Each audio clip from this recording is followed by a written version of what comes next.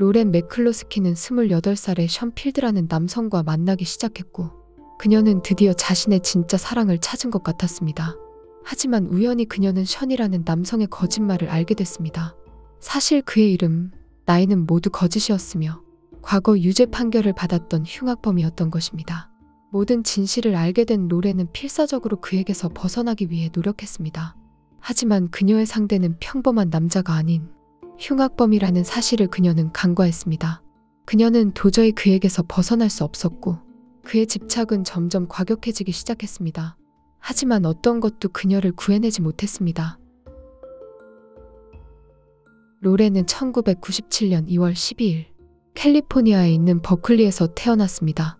그리고 시간이 흘러 그녀의 어머니와 아버지는 워싱턴 주립대학교 교수가 됐을 정도로 경제적으로도 부족함이 없는 환경에서 자랐습니다. 로렌은 상당히 외향적인 성격으로 언제나 밖에서 노는 것을 선호했습니다. 어려서부터 뛰어난 운동신경을 가진 것을 알고 있었기 때문에 고작 8살밖에 되지 않았음에도 운동을 집중적으로 하게 됐고 주니어 올림픽에도 참가하게 됐는데 그녀는 높이뛰기, 400m 달리기에서 주니어 올림픽 기록을 세우기도 했습니다. 하지만 로렌이 육상에만 전념했던 것은 아닙니다. 그녀는 동물을 무척이나 사랑했기 때문에 지역 동물 복지 센터에 가서 동물들을 돌보기도 했습니다. 여기에 더해 자기가 할 수 있는 여건만 된다면 어떤 종류의 자원봉사도 꺼리지 않고 했습니다. 대학에 가서도 외향적인 성격 덕분에 많은 친구들을 사귀었고 큰 문제를 가지고 있지도 않았습니다. 4학년이 된 로렌은 친구와 함께 저녁에 시내에 나가기로 했습니다. 그들은 그곳에 있는 술집에 가기로 했고 입장하려던 순간 28살의 덩치가 좋은 션이라는 운동선수를 만나게 됐습니다. 그는 그곳의 경비원입니다.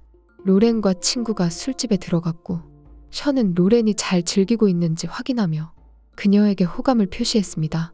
조금 술에 취한 로렌은 먼저 용기를 내어 냅킨에 자신의 전화번호를 적어 션에게 주며 술집에서 나갔습니다. 당시 로렌은 션이 보안 쪽 일을 하고 있기 때문에 든든한 기분도 들었고 매력도 느꼈습니다. 그래서 다음날 그녀는 션이 자신에게 메시지를 보내기를 기다렸습니다.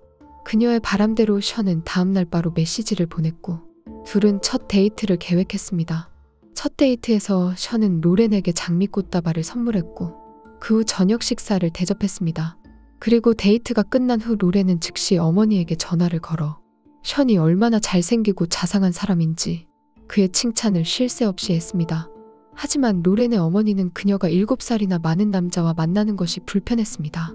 그러나 로렌은 나이에 비해 다소 성숙했기 때문에 그럴 수도 있다라고 생각했습니다.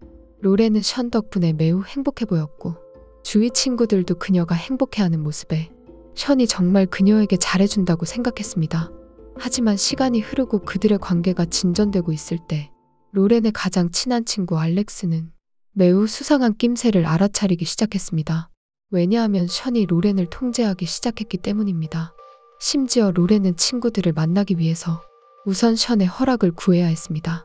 또한 같이 있을 때는 로렌의 휴대폰은 언제나 션이 관리했고 만약 션이 로렌에게 메시지를 보냈을 때는 가능한 빨리 답장을 해야만 했습니다. 그래서 로렌은 바쁠 경우 친구들에게 션에게 대신 답장을 해달라는 지경까지 이르렀습니다. 그리고 션은 본인이 없는 자리에 로렌이 다른 남자와 있는 것조차 용납할 수 없었기에 그녀가 무엇하고 어디에 있는지 알기 위해서 로렌에게 자주 전화를 걸었습니다. 친구들이 로렌에게 이건 너무 심한 거 아니냐는 질문도 했지만 그녀는 항상 대수롭지 않게 생각했습니다. 시간이 더 지나고 나서 친구들은 로렌이 정신적, 육체적으로 피해를 입었다는 것을 알아챘고 이것을 대학교 기숙사 관리실에 신고하기로 했습니다. 그들은 지금까지 본 그대로 션이 로렌을 강압적으로 통제하고 심신을 힘들게 만들고 있다고 했습니다. 또한 그가 종종 로렌의 기숙사에 개인화기를 가져오기도 하는 등 상당히 위험한 남자라는 점도 언급했습니다. 하지만 기숙사를 관리하는 직원들은 오히려 션을 무서워했고 아무런 대책도 세우지 않았습니다. 친구들이 걱정을 하는 와중에도 로렌은 션과 관계를 계속 이어나갔습니다. 그리고 어느 날 로렌은 부모님을 만나러 가기 전에 우연히 션의 신분증을 보게 됐습니다. 신분증의 사진은 분명히 션이 맞았습니다. 하지만 거기에 적힌 이름은 션이 아니라 멜빈 롤랜드라고 적혀 있었습니다. 혼란스러웠고 평소에 션을 생각하면 두려웠던 로렌은 그와 직접 대면해서 이야기하지 않고 본인이 직접 그에 대해 알아보기로 했습니다. 그녀는 부모님의 집에 돌아간 후 어째서 그가 본명을 숨겼는지 고민에 빠졌습니다. 그녀는 인터넷으로 조사를 하기 시작했고 사귀고 있던 28살의 션은 본인이 생각했던 것보다 훨씬 무서운 사람이라는 것을 알게 됐습니다. 사실 션은 이름뿐만 아니라 로렌이 알고 있는 모든 것들이 거짓이었습니다. 멜빈 롤랜드는 사실 28살도 아니었고 37살이었으며 그는 많은 전과 기록을 가지고 있었습니다. 그는 이미 감옥에서 14년이나 보내고 가석방됐던 흉악범이었던 것입니다. 그리고 대학에서 컴퓨터 공학과에 다녔다는 것도 거짓이었으며 사실은 간호조무사 자격증을 취득했고 여러 일자리를 찾아 헤매고 있었던 것입니다. 모든 사실을 알게 된 로렌은 부모님과 친구들에게 도움을 요청했고 그들은 당연히 그와 가능한 빨리 헤어지고 모든 연락을 차단하라고 했습니다. 그녀는 긴장됐고 멜빈과 어떻게 대면할지 고민됐지만 학교로 돌아가게 되면 그와 만나기로 했습니다. 로렌이 멜빈을 만날 수밖에 없는 이유가 있었습니다. 왜냐하면 부모님 집을 방문하는 동안 로렌은 멜빈에게 자신의 차를 빌려줬기 때문입니다. 당연히 로렌은 모든 것이 혼란스러웠고 걱정됐습니다. 친구들과 부모님이 이번 일을 확실하게 마무리 지으라고 했고 로렌은 멜빈에게 할 말이 있다고 했습니다.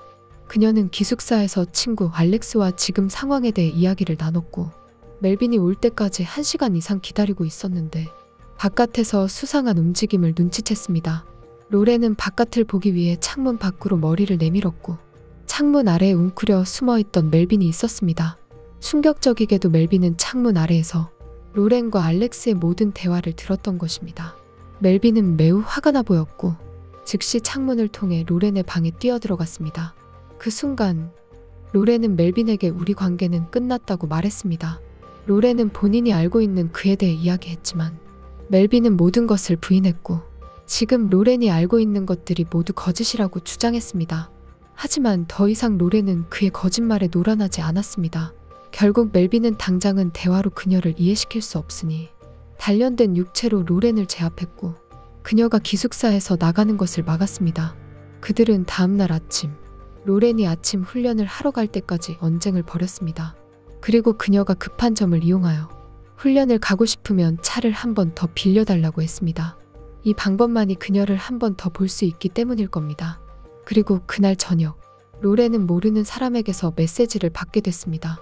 그 남자는 널 정말 사랑하는데 왜 헤어졌어? 그리고 이어서 지금 내가 네 차를 가져가고 있어. 멜빈이 직접 너를 다시 보기 힘들다고 하네. 이런 상황을 즉시 어머니에게 얘기했고 로렌의 어머니는 즉시 학교의 보안팀에 연락했습니다. Hi, I would like to request some help from my daughter, who's a student at University of Utah. Okay. What is the situation exactly? What does your daughter need help with? Okay, so she was dating someone who's not a student, and he has her car. She broke up with him, and he's supposed to return it to the parking lot at the stadium. Uh-huh. And I'm worried that he's dangerous. And since it's fall break, a bunch of her friends aren't there, so I'm worried she's going to go there alone and someone's going to hurt her.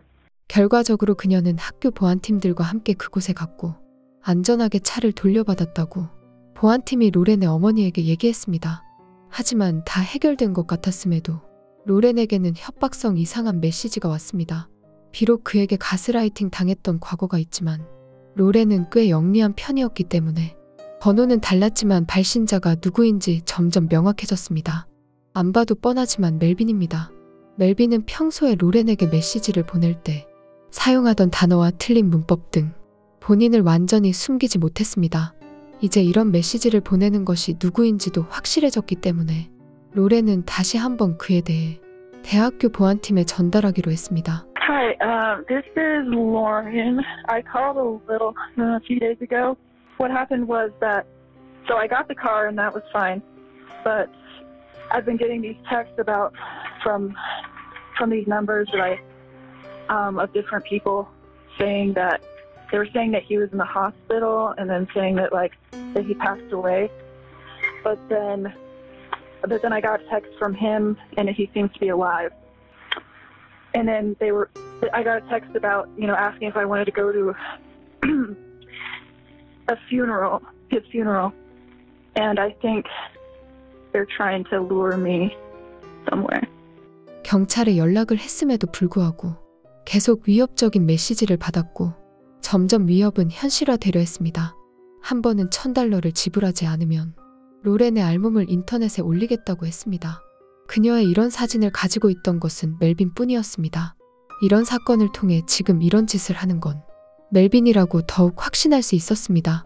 결국 로렌은 이번이 그와의 마지막이라 생각하며 멜빈의 은행 계좌에 $1,000를 송금했습니다. 그리고 당국에도 이런 일이 있었다며 다시 한번 신고했습니다. 하지만 로렌의 주기적인 신고에도 불구하고 그들은 아무것도 하지 않았습니다. 그렇기 때문에 로렌은 더욱 불안하고 긴장됐습니다. 며칠 후 로렌은 모르는 번호로 대학 보안팀이라고 주장하는 사람으로부터 메시지를 받았는데 원래는 전화로 얘기하려고 했지만 이번 사안에 대해서 로렌이 직접 와야 할 필요를 느꼈다고 적혀 있었습니다. 로렌은 이 메시지를 의심할 수밖에 없었습니다. 왜냐하면 멜빈이 계속 자신을 밖으로 유인하려고 하고 있었기 때문입니다. 그리고 로렌이 대학 보안팀에 연락해보니 어느 누구도 그런 메시지를 보낸 적이 없었다고 했습니다. 그리고 같은 날 오후 3시 강의를 듣기 위해 외출한 로렌의 기숙사에 멜빈이 몰래 들어가는 모습이 CCTV에 촬영됐습니다. 그리고 오후 늦게 로렌이 기숙사로 돌아가는 동안 그녀는 부모님에게 전화해서 지금 상황에 대해 이야기하고 있었습니다. 하지만 그녀가 현관문을 열고 들어가려는 그때 갑자기 로렌이 비명을 질렀고 전화가 끊겼습니다. 위험을 감지한 로렌의 아버지는 즉시 신고를 했습니다. My daughter, Lauren McCluskey, was talking to her mom, and then she just started saying, no, no, no, no, no. And it sounded like someone might have been grabbing her or something. 당국은 재빨리 그곳으로 출동했고 기숙사 단지 바깥에 로렌의 가방과 휴대폰을 발견했습니다. 하지만 그들의 대처는 너무 늦었습니다. 그곳에 있던 자동차를 수색하던 중 차량 한 대의 트렁크에서 로렌이 숨진 채로 발견됐습니다. 하지만 로렌의 목숨을 뺏은 자는 찾을 수 없었습니다. 당국은 멜빈이 차를 몰고 캠퍼스 주차장에 간 것을 알게 됐고 그 후 로렌을 강제로 데려와 차에 탑승시켰고 그녀를 사망케 한 것입니다. 그 후 멜빈은 데이팅 앱을 통해 알게 된 새로운 사람과 만나러 이동하는 모습도 찍혔습니다. 이 여성은 그냥 남자를 만나려 했던 것이지만 이런 만남과 이동이 멜빈을 사건 현장에서 벗어나게 해준 것입니다. 데이트를 즐기고 멜빈은 다시 도로를 따라 이동했습니다. 그의 목적지는 교회였습니다. 그리고 멜빈은 로렌에게 사용했던 무기를 머리까지 들어올려 방아쇠를 당겼습니다. 이렇게 그도 목숨을 잃게 됐습니다. 그는 법적인 심판을 받지도 않고 마지막까지 비겁하게 숨어서 생을 마감한 것입니다. 대학 측은 로렌의 신변에 대해서 심각하게 생각해주지 않았고 로렌의 사건을 맡았던 경찰은 휴가를 갔었는데 아무도 그 사람을 대신해서 이번 사건을 맡으려고도 안 했습니다. 심지어 대학 보안팀원 중 한 명은 로렌이 협박당할 때 사용됐던 알몸 사진을 가지고 있었는데 그는 자신의 휴대폰이 이것을 저장하여 다른 사람들에게 보여주기도 했습니다. 그는 언제든지 이걸 볼 수 있다고 자랑했고 다른 팀원들은 그를 부러워했다고도 전해졌습니다. 세상이 점점 이상해지고 있습니다.